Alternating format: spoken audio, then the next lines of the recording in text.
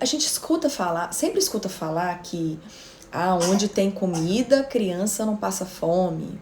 Ou então, essa criança ela é muito fresca. Se ela fosse uma criança pobre, que não tivesse esse tanto de alimento à sua disposição, ela não seria seletiva, ela não teria dificuldade para comer. E isso é um mito.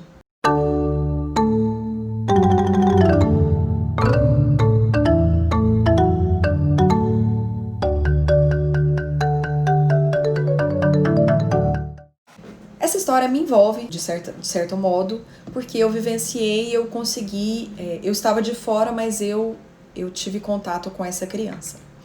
Na época que eu fazia mestrado, eu fiz mestrado na UFG, o tema da minha dissertação foi qualidade do café da manhã de pré-escolares.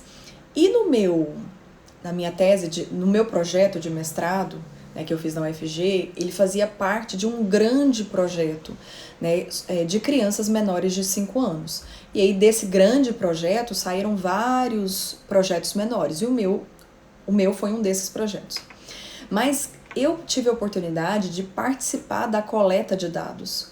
E a coleta de dados, eu não sei se vocês já tiveram alguma experiência com isso, é algo muito trabalhoso, algo estressante e que despende muito tempo da gente, E eu tive a oportunidade de vivenciar isso. Então, ali umas 2, 3 vezes na semana, eu ia com a minha dupla fazer essa coleta de dados em toda Goiânia. Então, a gente ia de um canto para outro canto, a gente fazia uma viagem por Goiânia, porque era setor que eu nunca tinha nem ouvido falar que a gente ia.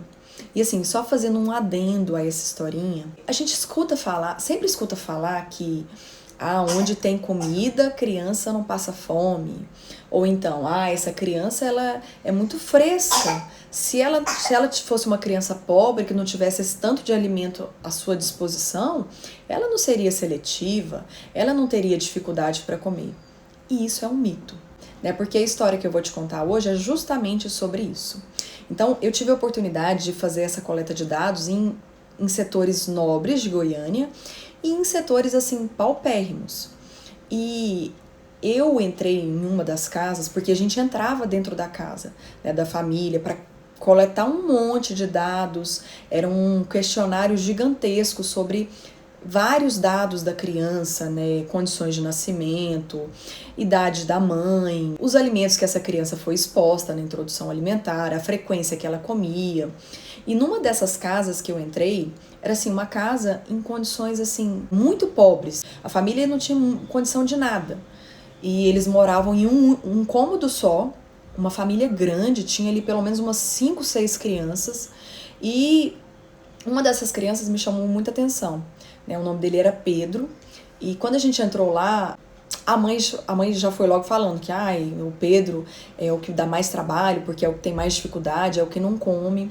Agora você pensa, uma casa que tinha acesso a pouquíssimos alimentos e a criança recusava aqueles poucos alimentos. Ele comia ali 2, 3 alimentos. Se eu não me engano, o que ele aceitava era leite, farinha e banana.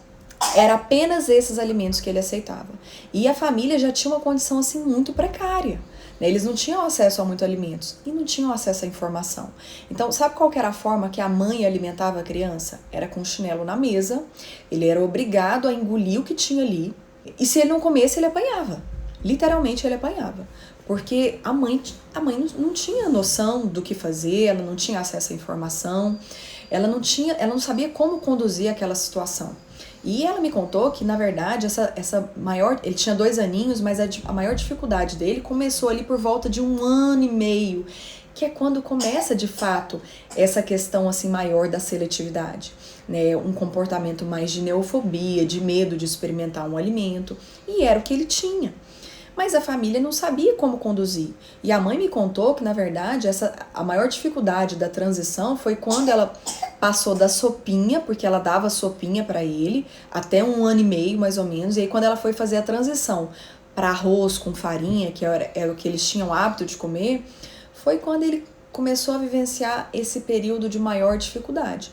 E aí, a forma que ela tinha de ofertar o alimento para ele, de fazer com que ele comesse, era na chinelada. Ela batia se ele não comesse e ficava com o chinelo ali na mão. E também ela esperava ele dormir, batia ali uma canjinha na mamadeira e tentava ofertar para ele na mamadeira. Mas se ele acordasse, era aquele chororô, aquele estresse todo. Então, na verdade, eu quis te contar essa história para que você entenda que seletividade alimentar não escolhe condição socioeconômica, não escolhe casa. É uma situação real que grande parte das famílias vivencia. E que se a gente não sabe como conduzir, né, como ajudar a criança nesse momento de maior recusa, é uma criança que vai cada vez mais diminuir a sua lista de alimentos, vai cada vez mais recusar mais e vai deixando de comer os alimentos que ela já comia anteriormente. Então, se a gente não sabe como conduzir essa situação, a criança tende a selecionar mais, tende a ficar mais seletiva e é uma situação que ela vai vivenciando ali por mais tempo, por mais e mais tempo.